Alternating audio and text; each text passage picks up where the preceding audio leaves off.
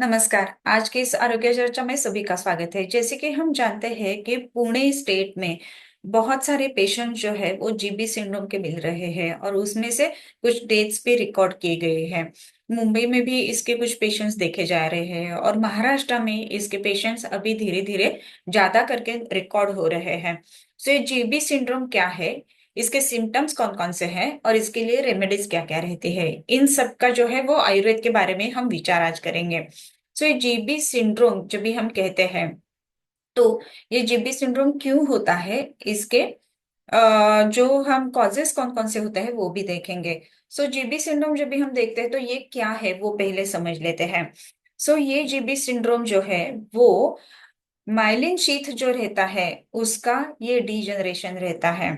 सो पुणे में 4 cases of GB syndrome है। महाराष्ट्र में अभी इसका सर्ज यानी बढ़ रहे हैं। उसमें से जो है वो 170 जो है सस्पेक्टेड है, 132 जो है वो कंफर्म हुए हैं। डेथ भी इसमें देखे गए हैं और सोलापुर में ये 27 जनवरी को देखा गया है। सो ये जीबी सिंड्रोम होता क्या है? जीबी सिंड्रोम का पूरा नाम है गुलियन बार सिंड्रोम। ये रेयर है लेकिन कभी कभी ये सीरियस नोट पर हम देखते हैं। दूसरी बात ये जो है, ये न्यूरोपैथीज इसमें रहती है और वो भी इम्यूनो मेडिएटेड न्यूरोपैथीज ऐसे उसमें देखने के लिए मिलते हैं। ये ऑटो इम्यून डिसीज है। इसका मतलब ऐसा है कि शरीर के ही सेल को भी ये डिस्ट्रक्ट करने लगता है, इम्यून सिस्टम जो रहती है वो रिकॉग्नाइज नहीं कर पाती है। सो ये महत्वपूर्ण बात है। और ये कॉम्पिलोबैक्टर जेजुनी, ये इसमें से एक one of the most causes है कि जो होस्ट में पाए गए हैं। सो ये इन्फेक्शन रहता है एक टाइप का कि जिसमें गैस्ट्रो इंटेस्टिनल ये इन्फेक्शन है। और कॉम्पिलोबैक्टर जेजुनी ये जो है वो जेजुनम पर अटैक करता है, ये देखा गया है। और भी कुछ इसमें महत्वपूर्ण बातें हैं कि जैसे कि ये जीबी सिंड्रोम हम देखते हैं वो नर्वस टिश्यू और ब्रेन को अफेक्ट करता है। इस पिक्चर में हम देख रहे हैं कि ये ब्रेन है और ये स्पाइन है। ये नॉर्मल नर्व का एक कंपोनेंट है। सो ये एक जो एलिमेंट रहता है इसमें ये माइलिन शीथ करके कोई भी नर्व जो रहती है इसका एक कोटिंग रहता है और इसके कारण इसका काम जो है वो अच्छी तरीके से नर्वस का चलता है। लेकिन इसमें अगर आप देखेंगे तो demyelination of the nervous tissue ये इसमें देखने के लिए मिल रहा है। ये नर्वस टिश्यू के बाजू में, नर्व के बाजू में जो माइलिन शीथ है इसका, ये शीथ जो है वो टूट रहा है। इसी को, इसके कारण क्या हो जाता है, नर्व फाइबर जो है वो एक्सपोज हो जाता है और इसके लिए इसमें जो कम्युनिकेशन रहता है उसमें दिक्कतें आती है। नर्वस और मसल इसका जो कम्युनिकेशन है उसमें दिक्कतें आ जाती हैं। सो ये क्यों होता है?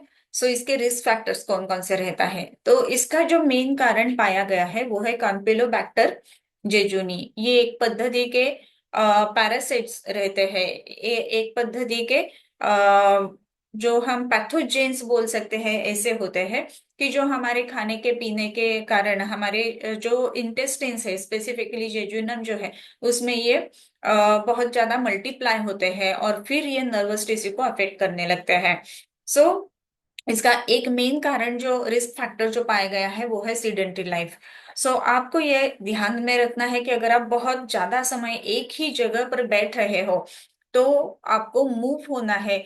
सीडेंटरी लाइफस्टाइल आपका नहीं होना चाहिए। आपका जो लाइफस्टाइल है वो मोबाइल होना चाहिए, आप खुद मोबाइल होना चाहिए, मोबाइल हाथ में लेकर आपको बैठना नहीं है।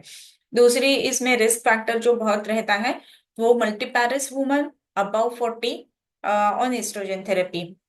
ये है कोई जो जो विमेन रहती है कि 40+ है, उनके बारे में ये ज्यादा रिस्क रिस्क फैक्टर्स देखा जाता है।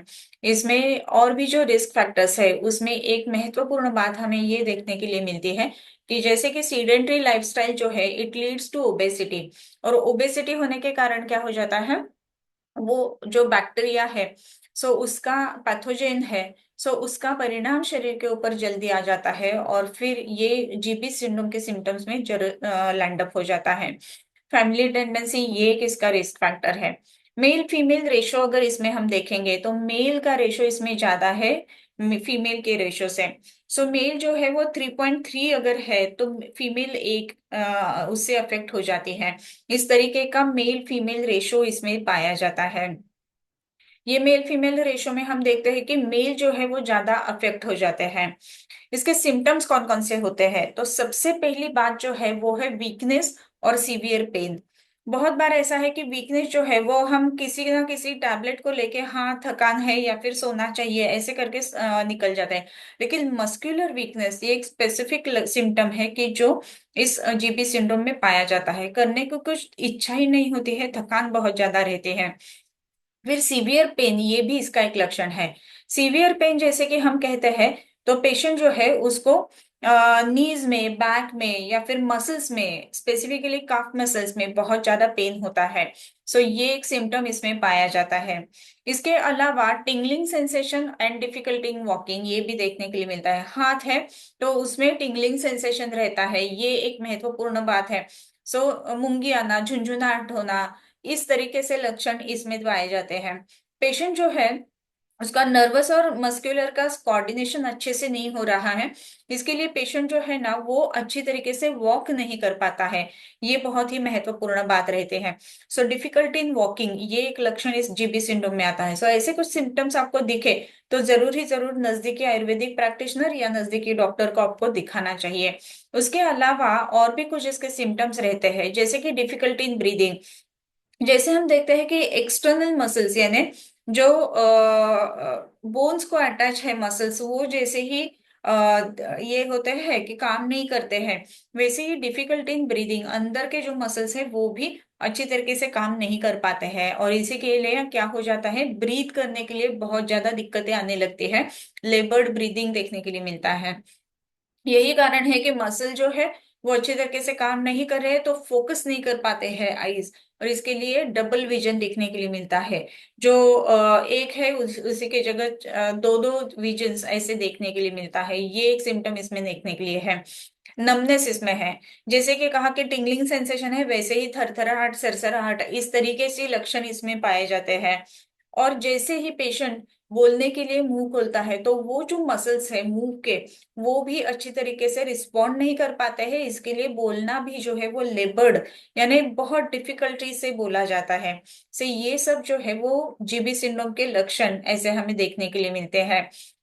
वैसे ही इंटरनल मसल जैसे जैसे इसमें इन्वॉल्व होते हैं, स्वॉलोइंग यानी जो भी खाना है वो अंदर लेने के लिए भी तकलीफ होती है। और मोशंस जो है वो अनसेटिस्फैक्टरी रहते हैं, क्योंकि वो मसल्स भी अच्छी तरीके से काम नहीं कर पाते हैं। मोशंस क्लियर नहीं रहते हैं। ये सब इसके सिम्टम्स रहते हैं। इसके कॉजेस क्या क्या है? कॉजेस में पहले तो पाया गया है कि जैसे कि जो इन्फेक्शन रहता है स्टमक का, उसके कारण ये हो जाता है। ये इन्फेक्शन कौन सा रहता है? तो mostly it is because of the campylobacterial bacter jejuni. Campylobacter jejuni जो रहता है ये एक स्पेसिफिक टाइप का पैथोजन है। इसके कारण ये सब दिक्कतें पाई जाती है, जिसको जीबी सिंड्रोम कहा गया है। इसमें सबसे पहली महत्वपूर्ण बात जो हमने देखी वो है इम्यूनो डेफिशिएंट ऑटो इम्यूनिटी। ये ऑटो इम्यूनिटी के कारण क्या हो जाता है, शरीर अपना ही जो है ना वो रिकॉग्नाइज नहीं कर पाता है कि ये पैथोजन है या शरीर का नर्वस टिश्यू है। और इसी के लिए शरीर का जो नर्वस टिश्यू है उसको भी वो एनगल्फ करने रखता है। तो इसके लिए शरीर में दिक्कतें ज्यादा देखने के लिए मिलती है। और यही कारण है कि इसमें इम्यूनोमॉड्यूलेटर जो मेडिसिन है वो बहुत अच्छी तरीके से कारगर रहते हैं। इम्यूनोमॉड्यूलेटर मेडिसिन जब भी हम कहते हैं तो उसमें गुडुचि एक बहुत ही अच्छी तरीके से कार्य करती है। कोविड के समय भी हमने देखा कि गुडुचि का बहुत ही उपयोग बहुत अलग अलग केसेस में हमने देखा था। वैसे ही बला है, रासना है, ये सब जो है वो इम्यूनोमॉड्यूलेशन करने वाले मेडिसिन हैं। वैसे भी तुलसी भी है कि जो इम्यूनोमॉड्यूलेशन में बहुत कार्य करती हैं। जिस जिस कारण से इम्यूनिटी बढ़ती है, जैसे कि आंवला है, ये भी बहुत कारगर रहता है। पेशेंट के सिम्टम्स के अनुसार अलग अलग मेडिसिन यूज की जाती है।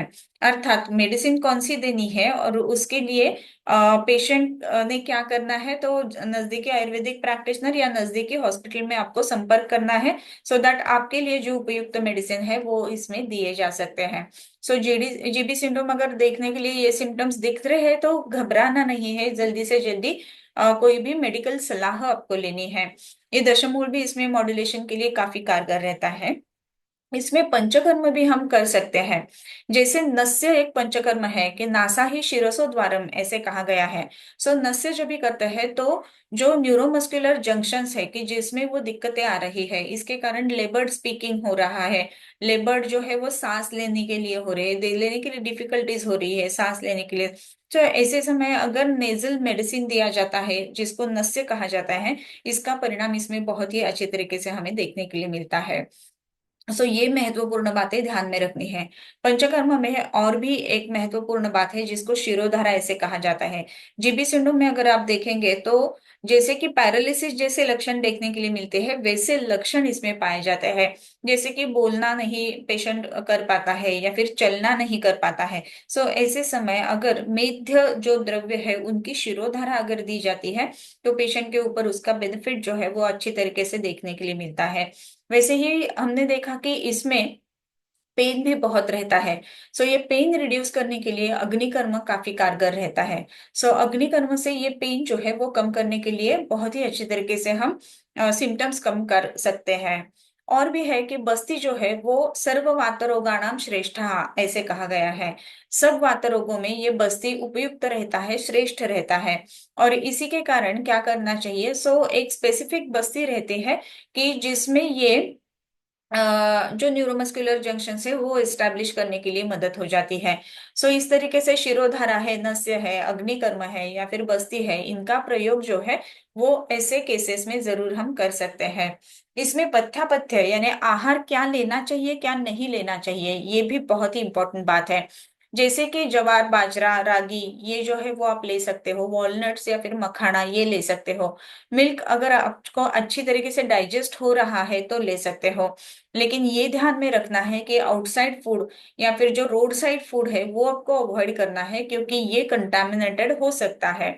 सो ये अवॉइड करने के लिए आपको क्या करना है, तो कंटामिनेटेड फूड नहीं लेना है, तो इसके लिए रोड साइड फूड या फिर ओपन जो रहता है फूड वो नहीं लेना है, घर पर पकाया हुआ अच्छे से जिसमें पक्वता आई है ऐसा फूड लेना है। इसमें अपथ्यकर क्या क्या है, जंक फूड नहीं लेना है क्योंकि ये जो है वो पेट में जो इंटेस्टाइन्स है उसका डाइजेशन जो है वो विकृत कर देता है। आचार नहीं लेना चाहिए, जो बासी फूड है वो नहीं लेना चाहिए जिससे कि बहुत बुरी गंध आ रही है जिसके ऊपर मक्खियां बैठी है, ऐसा खाना नहीं लेना चाहिए।